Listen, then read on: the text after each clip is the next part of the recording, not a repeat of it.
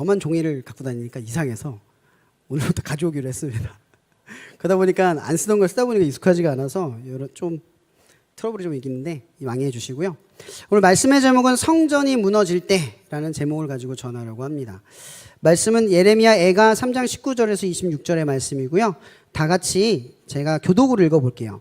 예레미야 애가 3장 19절에서 26절 제가 먼저 읽겠습니다.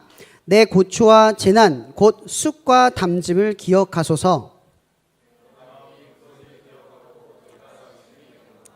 이것은 내가 내 마음에 담아 두었더니 그것이 오히려 나의 소망이 되었사옴은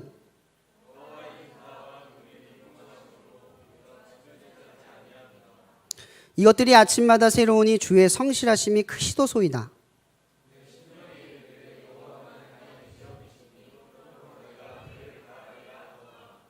기다리는 자들에게나 구하는 영혼들에게 여호와는 선하시도다. 다 함께 읽겠습니다.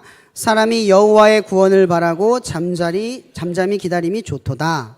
아멘. 지금 오신 같아서는 이거 1절부터 66절까지 다 읽고 싶었는데 여러분들이 잘 아는 구절이면서 이 본문을 이해하기 좋은 가장 좋은 구절을 그냥 발췌했습니다. 말씀을 읽고 가면 여러분 집에 가서 한번 이 말씀 전체를 한번 봐주시면 좋을 것 같아요. 예배를 드리다 보면 우리는 말씀의 한 구절, 문자주의에 빠져요. 문자주의가 뭐냐면 한 구절만 보고 그 앞뒤 내용이 뭔지를 잘 몰라요. 이 내용이 왜 이런 고백이 되었고 이런 말이 나왔는지의 배경을 모른다는 거죠. 그래서 성경을 읽을 때 꼭 예배를 드리면 집에 가서 성경 한 번만 더 보세요. 그러면 이 말씀이 그래서 이렇게 고백되어졌고 이렇게 기록되어진 거구나라고 하는 한 번 더 여러분들에게 은혜가 생깁니다. 이건 제가 그냥 여담으로 말한 거고요. 여러분 예레미야라는 선지자에 대해서 잘 모르죠. 이 선지자는 예레미야 1장에 보면은 언제 태어났냐면 아몬 왕 그 다음 요시야 왕이 임직했을 때 태어나요. 이 요시야 왕이라는 사람은 이스라엘의 역대 최고의 왕 중, 그러니까 하나님이 인정한 왕들 중 몇 안 되는 왕들 중 하나예요. 그리고 마지막 왕이에요. 그리고 예레미야가 선지자로 활동할 그 시기에 이스라엘은 희망이 있었어요. 그 전에 왕이 누구였냐면 므낫세라는 왕이었는데 이 왕은 참 희한하게도 히스기야 아들로 태어났어요. 여러분 히스기야 잘 알죠? 히스기야는 굉장히 이 이스라엘을 부흥시켰던, 이 남유다를 부흥시켰던 인물이에요. 왕인데. 근데 그런 왕 밑에 누가 태어났냐? 50년간 이 남유다 예루살렘을 가장 타락시킨 왕이 탄생을 해요. 그래서 이 므낫세로 인해서 남유다의 멸망이 임박해지기 시작을 하는 거죠. 그 다음 태어난 아들이 누구다? 아몬이에요. 근데 또 아이러니하게 아몬의 아들이 누구냐면 요시야인 거예요.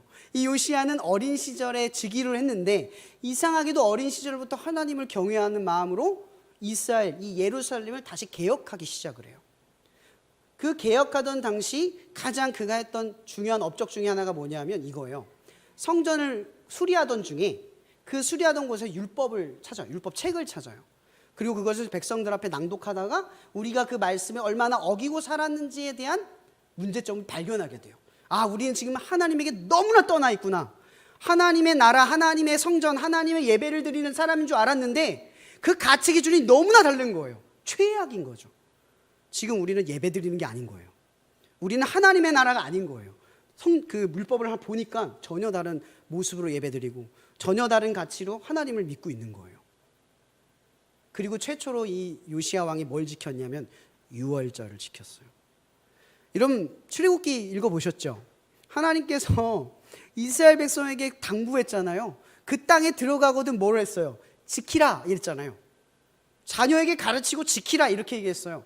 근데 희한하게도 그 땅을 정복하고 다윗 왕이 세워지고 그 나라가 500년이 지속을 했지만 한 번도 뭘 안 지켰냐면 유월절을 안 지켰어요. 이 유월절의 상징이 뭐예요? 예수 그리스도예요. 은혜로 구원을 받았다. 이스라엘은 은혜로 구원을 받았다라는 그걸 뺀 거예요. 너무 웃기지 않아요? 500년 동안 어떻게 유월절을 한 번을 안 드렸죠? 이게 하나님의 나라이고 하나님의 백성이래요. 너무 기가 막힌 일이에요. 이게 현실인 거예요.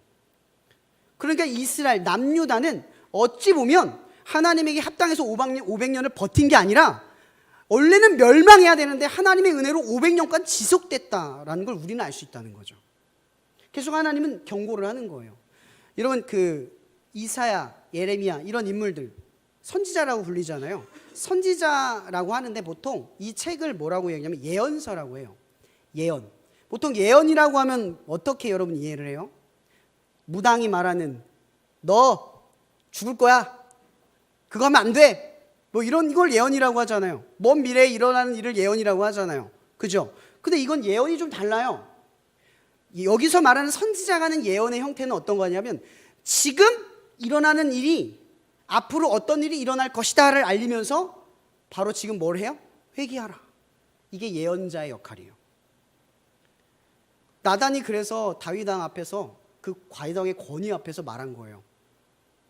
어떻게 말했어요? 우리아를 죽인 사건에 대해서 비유로 말하는 거예요. 딱 직언을 해버리는 거예요. 죽을 수도 있는 거예요. 다윗이 삐뚤어지면 마음이 상하면 나단을 죽일 수도 있는 거예요. 근데 예언자의 역할은 어때요? 그럼에도 불구하고 그 역할을 감당해야 돼요. 말씀을 선포하고 말씀으로 촉구하고 말씀으로 오는 중압감을 받아들여야 되는 존재. 그게 선지자인 거예요. 그러니까 선지자는 예언을 하는 사람이 아니에요. 미래를 바꾸기 위해 현재 우리에게 말씀을 촉구하는 인자죠. 그렇게 시작을 하는 거죠. 여러분 예레미야는 그러니까 희망을 바라봤다가 요시야 왕 덕분에 희망을 바라봤다가 그가 죽어요. 어떻게 죽는 줄 아세요? 분명히 희망이 보였어요.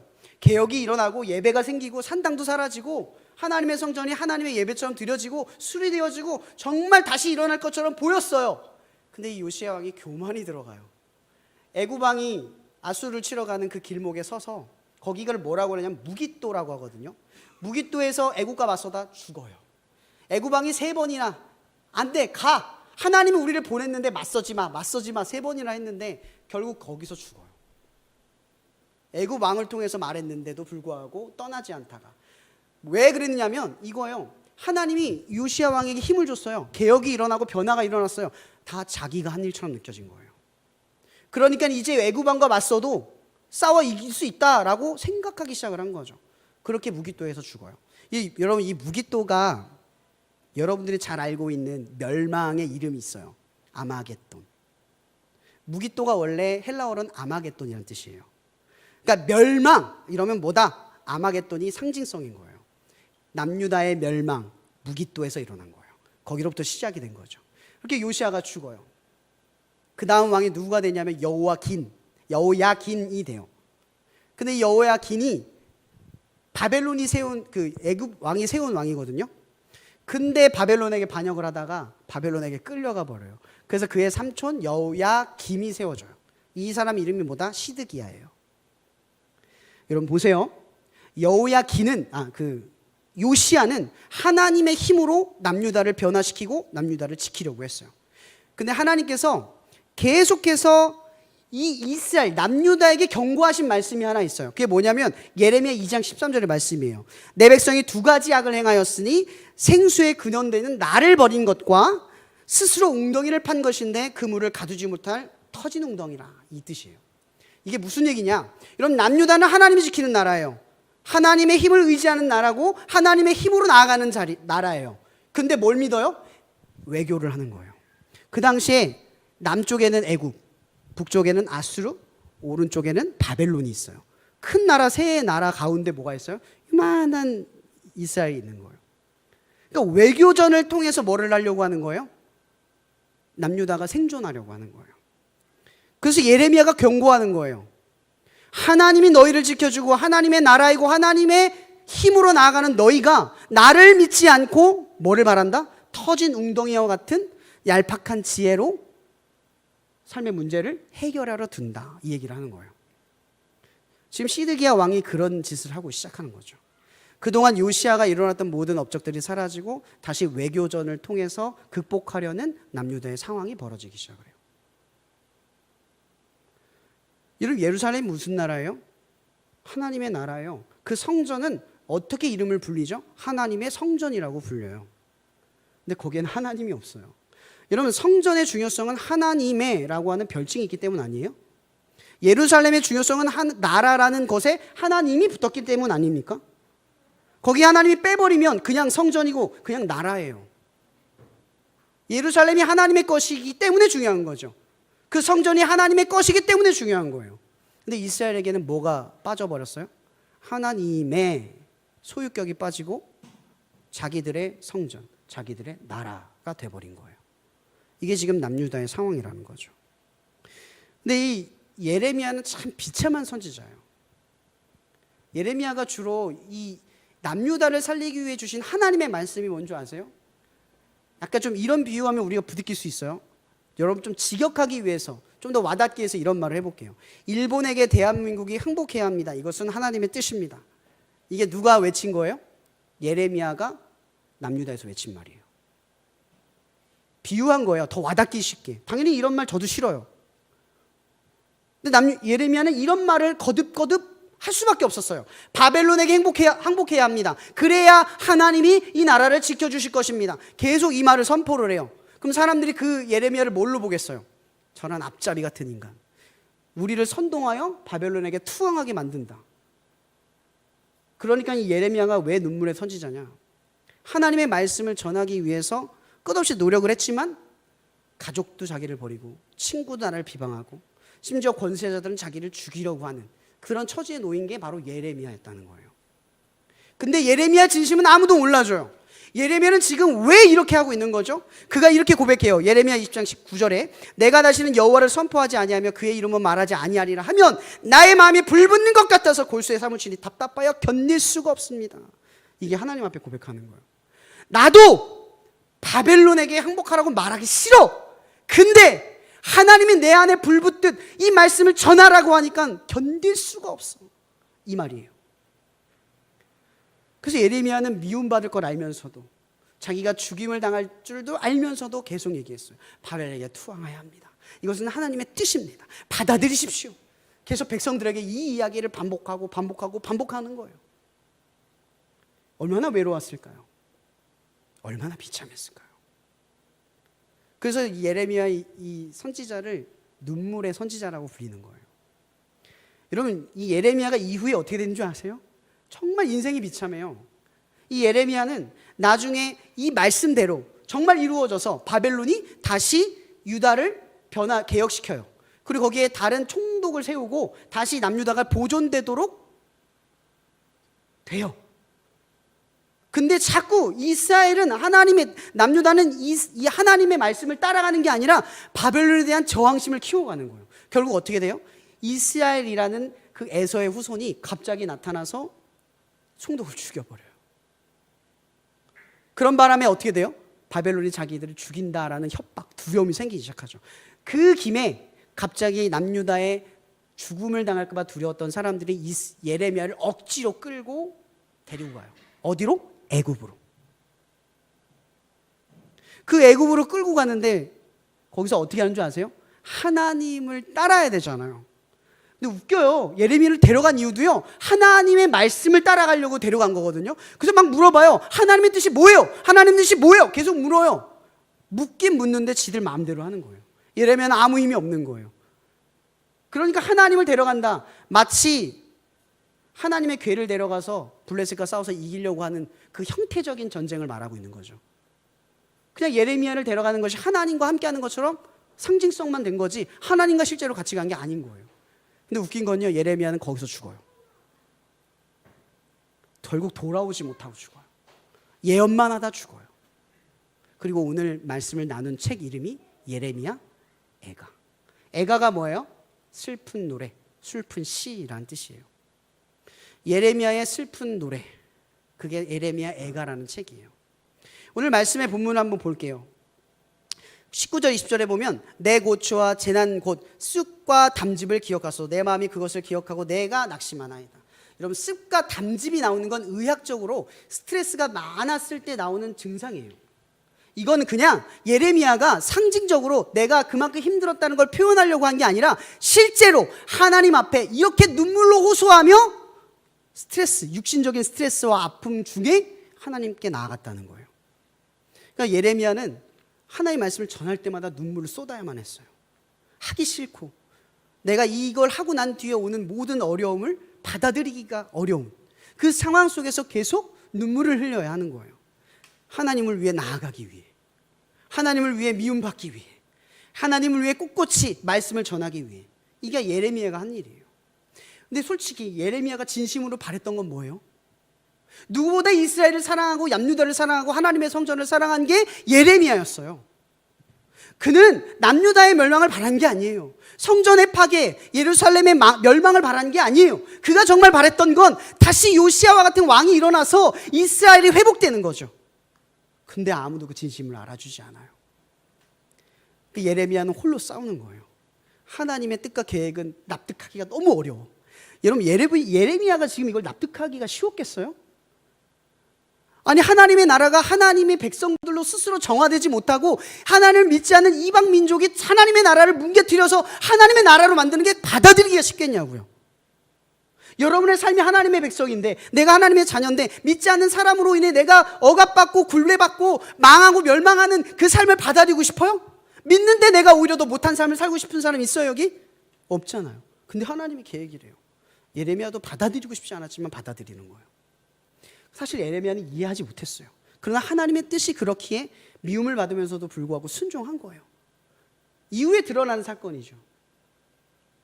그렇게 예레미야는 습과 담즙이 속 안에서 계속 역류하는 그 상황 속에서 눈물로 호소하며 이 예루살렘, 이 성전이 지켜지기를 다시 염원하는 마음으로 끝까지 저항하고 나아간 거예요. 근데 결국은 어떻게 돼요? 성전은 파괴되고 어떻게 돼요? 예루살렘 성벽은 무너져요. 멸망. 결국 바랬던 일이 끝나버렸어요. 보통 여러분들의 삶이 이러면 어떻게 하겠어요? 아, 끝났어. 그리고 아무것도 못하지 않을까요? 마지막으로 내가 쥐고 있던 것까지 사라지면 더 뭘 할 힘이 있어요? 없잖아요.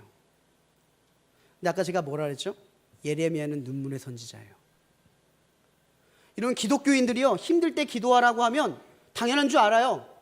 근데 힘들 때 기도하는 사람 없어요. 여러분, 힘들 때 기도해요? 교회 와요? 진짜 기도합니까? 우리 힘들 때 기도 잘 안 해요. 여러분, 예레미야를 보세요. 힘들 때 기도하는 거예요. 예레미야 에가르가 무슨 슬픈 노래냐면 하나님 앞에 엎드려 기도했던 눈물로 쏟았던 고백들이에요. 그러니까 예레미야는 슬플 때, 힘들 때, 절망스러울 때, 멸망에 임했을 때 성전이 완전히 파괴돼서 더 이상 아무것도 없다고 절망하는 그 순간에 뭘 했어요? 기도했어요. 에스라도 그랬잖아요. 그렇게 하나님의 백성 가르쳤는데 결국 하나님의 백성이 하나님을 떠나요. 돌아왔는데, 기꺼이 돌아왔는데 그때 에스라가 낙심해가지고 땅바닥을 칠 때 그렇게 말해요. 하나님, 나를 기억하소서. 그때 하나님을 버리지 않았던 백성들이 나와 함께 금식하며 기도해요. 여러분, 다윗도 시글락성에서 갑자기 아말렉이 터들어와서 자기 민족을 다 멸절하고 자기 가족을 끌고 가는 그 절망적인 상황에 그 같이 있었던 백성들이 자기를 돌로 쳐 죽이는 그 상황에 뭘 떠올려요? 에봇을 가져와라. 에봇이 뭐예요? 하나님께 기도한다, 그거예요. 절망적인 순간에 하나님을 떠올려서 하나님 앞에 무릎 꿇는 사람이 기독교인이에요.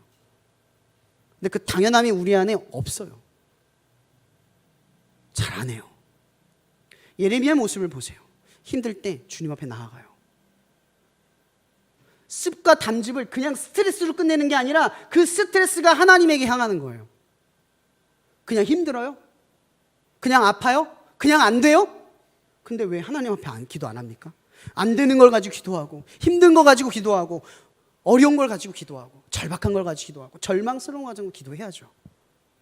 근데 안 해요. 여전히 하나님이 힘이에요. 남유다의 힘이에요. 성전의 힘이에요. 근데 기도 안 해요. 여러분들의 힘이 누굽니까? 하나님이에요.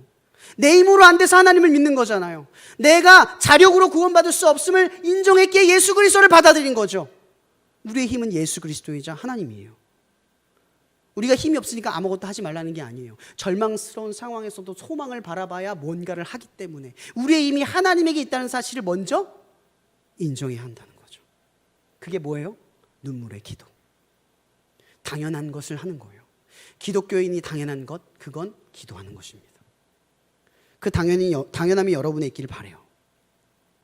여러분, 제가 마커스 예배 영상을 매주 올라오면 들어요. 너무 좋아하는데 김남호 목사님이 참 패부를 찔러요. 정말 직설적이죠. 근데 그분의 말씀을 지난주에 듣다가 정말 이 말이 자꾸만 되뇌어져요. 말씀이 뭐였냐면 이거예요. 여러분, 사람이 힘들 때 힘이 있는 사람을 쳐다봅니다. 그렇죠? 그러면 여러분의 인생에 힘이 빠졌을 때 비로소 하나님을 보는 겁니다. 이게 신앙입니다. 이런 얘기를 하는 거예요. 정말 신앙인이 되는 건 뭔지 아세요? 능력과 재능이 더 많아지는 게 아니에요. 오히려 그것이 있어도 하나님이 아니면 안 된다라는 그 자부심과 본심이 더 강렬해지고 단단해지는 거예요. 나는 하나님의 힘으로 한다가 고백되어지는 거예요. 재능과 실력이 아무리 늘어나도 나는 여전히 하나님으로 한다가 더 단단해지는 거죠. 그게 신앙생활의 성숙인 거예요. 근데 우리는 어때요? 그러지 못하잖아요. 힘이 잘 안 빠져요. 여전히 내 힘대로 살아가요. 내 실력을 키워가려고만 해요. 신앙도 키워가야 되는데 실력만 키워가죠. 이런 왜 공부해요? 공부하면 어느 순간 사회생활을 할 수 있는 힘을 길르기 때문 아닙니까? 그러면 그리스도인으로 살아가려면 힘을 길러야죠. 수준과 역량에 따라서 그 부르심에 따라 순종하면서 역량을 길러내야 하는 거예요. 그래야 하나님의 백성이 되는 겁니다.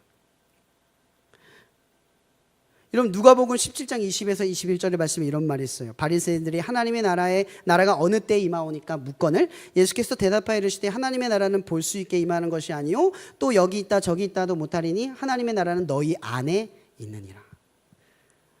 여러분, 하나님의 나라는 플레이스, 장소가 중요한 게 아니에요. 하나님이 중요한 거죠. 제가 아까 뭐라 그랬어요? 성전이 중요한 이유는 하나님이 때문이에요. 여러분, 이 예배가 중요한 건 하나님의 예배이기 때문인 거예요. 우리가 찬양을 드리는 게 중요한 이유는 하나님의 찬양이기 때문에 중요한 거죠. 이 교회가, 양들교회가 중요한 이유는 하나님의 양들교회이기 때문에 중요한 거예요. 그렇죠? 거기가 하나님의 나라인 거예요. 진정한 플레이스는 하나님이 있는 곳을 의미하는 거예요. 여러분, 사랑하는 사람이 없는 텅 빈 큰 집에 들어가면 무슨 의미가 있죠? 사랑하는 사람과 같이 사는 그 집이 행복한 집인 거예요. 그럼 하나님이 없는 그 집이 무슨 의미가 있습니까? 하나님이 계신 그 집이 진짜 의미가 있는 집이라는 거죠. 근데 여러분, 그 다음 구절이 참 난해하지 않아요? 24절 26절에 내 심령이 19, 20절에 이것을 내가 마음에 담아두었더니 그것이 오히려 나의 소망이 되었으면 여호와의 인자와 공율이 무궁하심으로 우리가 진별되지 아니함이니이다. 이것이 아침마다 새로운 주의 성실하심이 크시도소이다. 뭐가 이런 고백이 나와요? 지금 예레미야 주변은 성전이 다 무너지고 가족들은 지금 거지 꼴을 하고 돌아다니고 성벽은 다 무너져가지고 지금 거지인데 집도 다 무너졌는데 지금 이런 고백이 어떻게 나와요? 이런 고백이 어떻게 나오냐고요. 아직 왜 여호와를 하나님이 나의 소망이다 라는 고백이 나오냐는 거예요. 근데 여러분, 힘들 때 기도해 본 사람들은 하나님의 역사를 알아요. 하나님은 상황을 먼저 바꾸는 게 아니라 우리를 먼저 바꾼다는 거죠. 너희가 하나님의 자녀야. 너희가 하나님의 백성이야. 성전이 무너지고 성벽이 무너져도 너는 하나님의 자녀고 하나님의 백성이야. 그건 전혀 바뀐 게 없어요. 우리가 각인하고 기억해야 되는 건 뭐예요? 여러분, 성전과 예루살렘 성벽이 무너질 때 그곳 백성들은 뭘 기억했어요? 외교전을 통해서 어떻게 하면 무너지지 않을까를 고민했죠. 근데 그것을 무너뜨리지 않는 유일한 방법은 나는 하나님의 자녀다. 나는 하나님의 백성이다. 우리는 하나님의 나라야. 라고 하는 정체성이었어요. 그걸 잃어버린 예루살렘은 무너진 거예요.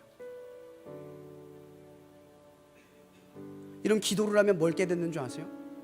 하나님은 너 사랑해. 하나님은 네 문제보다 커. 하나님은 세상 모든 것을 창조하신 분이야.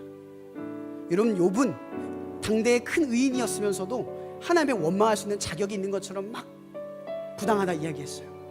근데 하나님이 폭풍 가운데 나타나셔서 네가 세상의 섭리를 알아? 세상을 지을 때 있어봤어? 세상의 한치도 네가 헤아리고 깨달을 수 있어? 라고 말했어요. 여러분, 여러분의 삶의 고통이 아무리 커도요, 삶의 문제가 아무리 커도요, 창조하신 하나님의 문제 앞에서는 아무것도 아닌 거예요.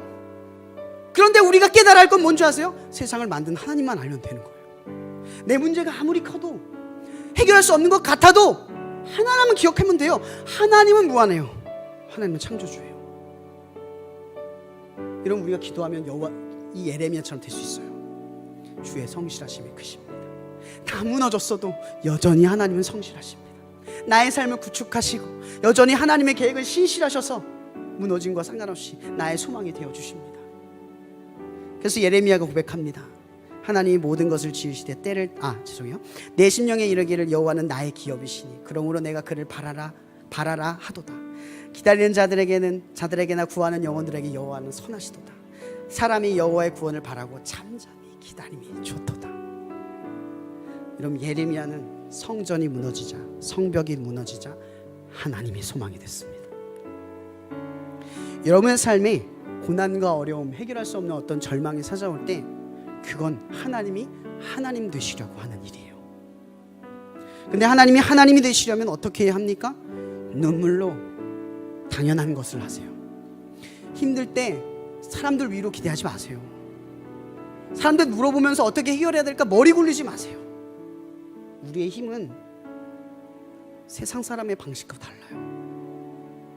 먼저 기도하고 그분이 나의 힘을 받아들이고 그 다음에 일어나는 일이 하나님의 계획이라는 사실을 헤아려 가세요. 그렇게 예레미야처럼 절망적인 순간에도 하나님은 성실하게 우리를 이루어 가신다. 우리의 삶의 문제보다 우리를 창조하신 그분은 여전히 크다. 아무리 내가 보기에 큰 문제조차도 하나님의 크심 앞엔 아무것도 아니다. 그리고 기도를 통해서 하나님이 우리에게 알려주십니다. 너는 내가 불렀고 내가 만들었고 내가 계획했고 내가 목적했어. 그 사실을 기도를 통해 알려주시는 겁니다.